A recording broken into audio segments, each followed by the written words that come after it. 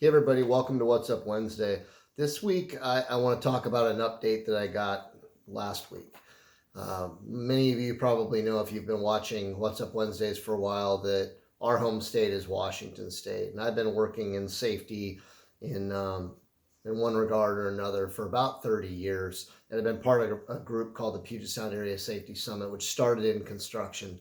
Ironically, Boeing was unhappy with the safety performance of a lot of their contractors, and challenged the contractors to come up with a solution, and they began this group called the Puget Sound Area Safety Summit. So over the years, we've done a lot of great things in this area, and for many years we were seeing a decline in construction fatalities, averaging anywhere from maybe 9 on a small year to 15 on a bad year.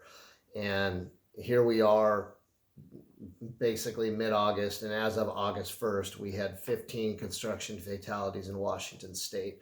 To me, that's horrendous. With all the tools that we have and the knowledge we have today, we shouldn't have 15 construction fatalities. So I did a little bit of a trending on this, and I had somewhat of an aha. When I look at the numbers, there are 3 motor vehicle related accidents, fatalities, 5 falls, not a surprise in construction, since falls account for more fatalities in construction than anything else.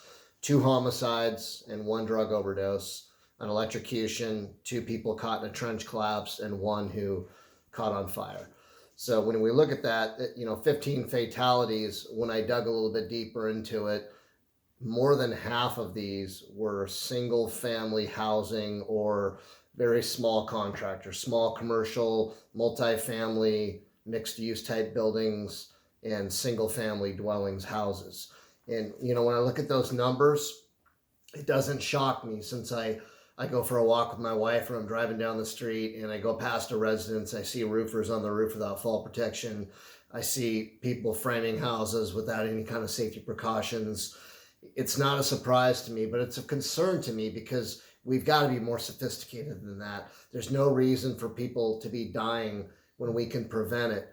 Now, I know that after the issues with the city center project in Vegas, the construction workers fell under a new requirement that all workers had to take an OSHA 10-hour construction class, and all supervisors in construction were required to take an OSHA 30-hour construction safety class.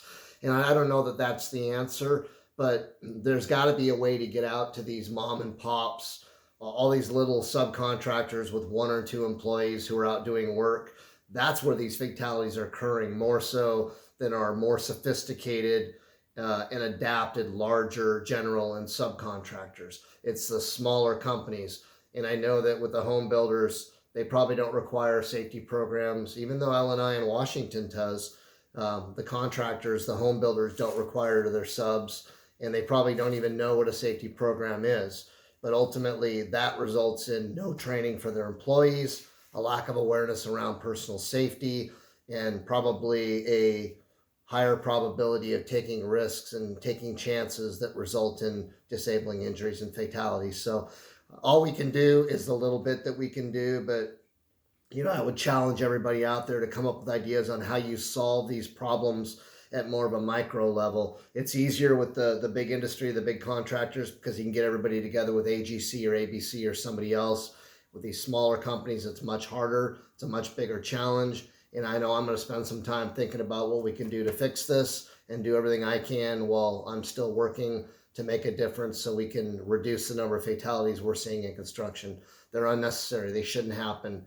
They don't need to happen. And eventually we're going to find a way to stop them. So let that sink in. I'm sure that Washington's not the only state seeing these trends. It's probably every other state as well, whichever state you may be in. So think about the little things you can do. Don't be afraid to say something if you see something. I know it can be annoying if you're walking with your wife and you tell somebody to tie off, but you may be doing them a big favor and saving their life. So think about that, and we will see you next Wednesday.